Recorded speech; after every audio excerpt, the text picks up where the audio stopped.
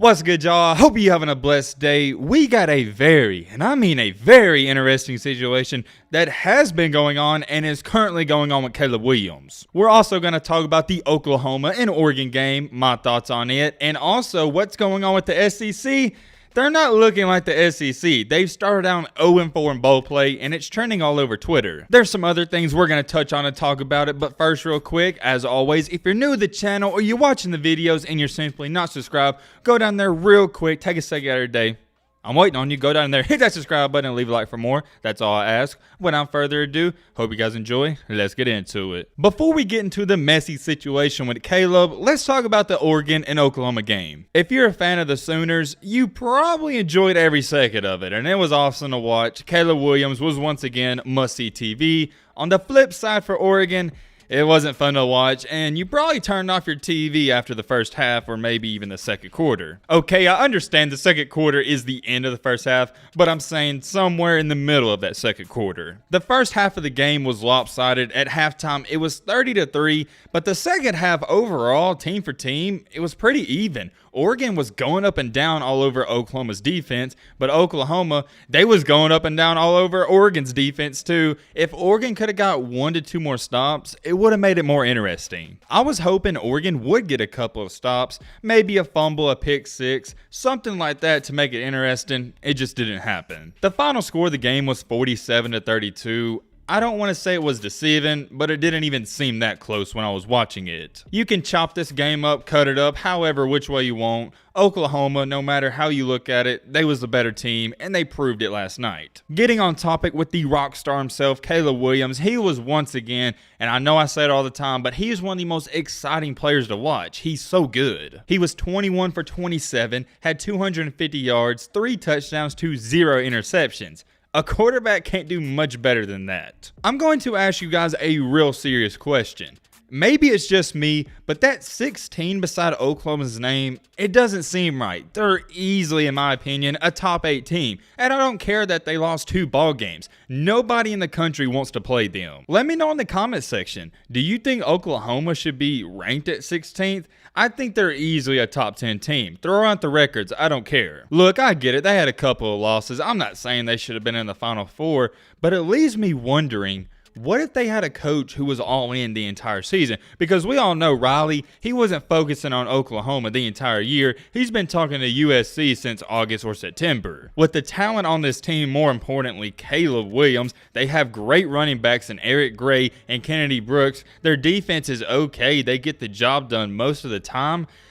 Call me crazy, I think they're one of the best 7 to 8 teams in the country, and they could have easily competed for a championship this year. We're in 2021. In the modern day of college football, if you have a quarterback that's capable of doing the things Caleb Williams does, you can win the championship even with a mediocre or below average defense. And maybe I'm being naive. Maybe I've fallen in love too much with what I've seen out of Caleb Williams, but that guy, it's hard to describe what he does. He makes watching college football so fun. He's not only talented, we've seen many of talented players like Johnny Manziel, but the thing that separates him, he's also really smart. I firmly believe if you match up Oklahoma with any of the 4 teams in the college football playoff, Alabama, Cincinnati, Michigan, Georgia, they'd have a good shot at winning all of those games. I'm not saying they'd win it all, but they'd make it close. It's unfortunate for this team. They had so many off-the-field distractions, even with the quarterback thing. It almost leaves me wondering if they didn't have any of that, what could have happened. The only unanswered question for the entire Oklahoma program and their fan base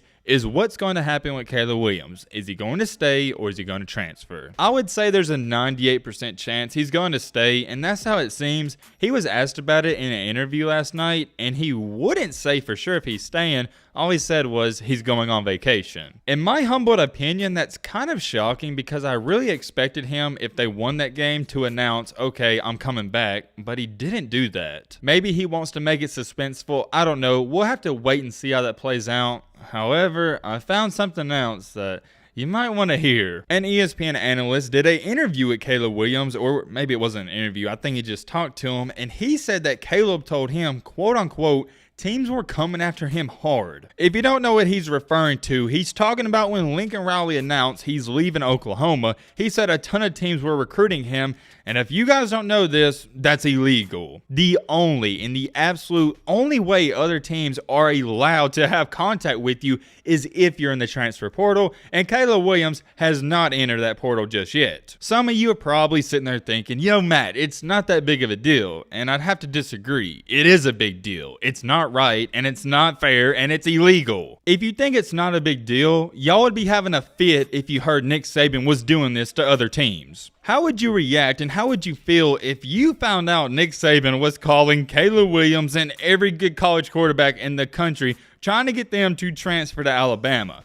You wouldn't like it. That right there, ladies and gentlemen, is happening, and we don't know if it's Nick Saban. I'm sure Nick Saban isn't doing that. Well, I don't know, but there is coaches doing it, and Caleb Williams confirmed it. Another ESPN analyst, Greg McElroy, he tweeted out and said, "I'm not naive. I realize there's roster tampering, but we really need to end it. Should be highly illegal to recruit guys on other rosters. Drop the ban hammer on schools that do." Billy replied to it and said, "It's going to ruin the game and the NCAA won't do a dang thing about it. The assistant coach to every 5-star recruit will be in the DMs this spring, reminded them you can transfer now and play this fall." There's a lot more replies to it. That was one of the first ones I saw. And what do you guys think about that? The whole dynamic of college football has done a 180. Instead of just recruiting high school players, you're now recruiting those same high school players and other great players on other teams you're facing. No. I want you to think about this. This wasn't illegal, but Nick Saban just picked up LSU's former cornerback Eli Ricks out of the transfer portal. The ways you can recruit and the players you can get now is almost unbelievable, and you know there's tampering going on. Williams didn't make it clear how many coaches were recruiting him, but I wonder what that number is. Is it a couple, or is it like 50 or 100?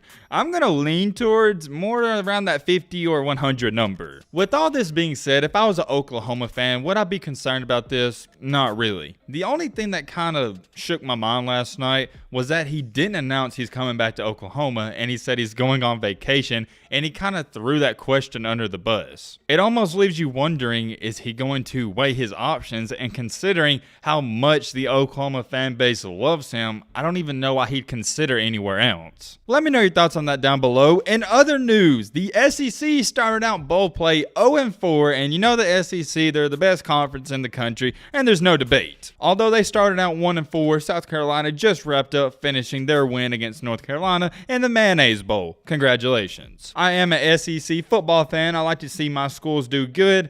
I'm not too concerned about the 0-4 start. I mean, we're talking about Florida, Auburn, and Mississippi State. And who else lost? Oh, yeah, Missouri. I forgot about them. But come on now. Florida had a down year. Auburn had a down year. Mississippi State, they're Mississippi State. And Missouri, they haven't been good in a very long time. A lot of people out there are acting like they were supposed to win these games. And even South Carolina, they was an underdog. Auburn lost to a ranked Houston team, and Auburn was unranked. Should Auburn have won? Yes, they didn't. Florida lost to UCF. Should Florida have won? Yes, but the way their season has went, that was just the cherry on top. I'm not overreacting to the SEC starting out 0-4. The 3 of the teams that lost were 6-6 going into the bowl game. It literally means nothing in my opinion, and I'm going to say this. I don't care if those teams would have started out 4-0. It doesn't matter. That's the bottom half of the SEC. Everyone knows you get judged by how many championships you bring in. And the college football playoff has 2 SEC teams.